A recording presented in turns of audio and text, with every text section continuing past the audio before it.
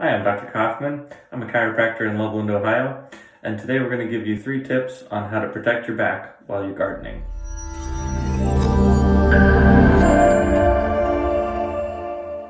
Lower and mid back pain can be really common after gardening, so that's why we want to make sure we're doing things right to protect your back. By keeping your back flat, we can make sure that the spine is not undergoing extra pressure as you're bending. The second tip is anytime you're gardening and you have to bend forward, if you can pick up whatever you're bending for, like this pot, onto a surface that's easier to reach, you're limiting that bending and limiting the amount of stress put on your back. The third tip is to make sure you're taking frequent breaks. So we advise people to set a timer on your watch or your cell phone so that every half an hour that timer goes off and that tells you it's time to take a break, go inside, stretch out, get a drink of water before you come back and start your activity again.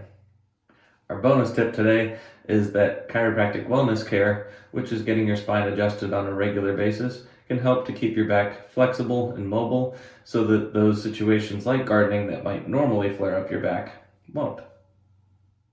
If you want to find out more, please visit our website at kauffmanchiropractic.com.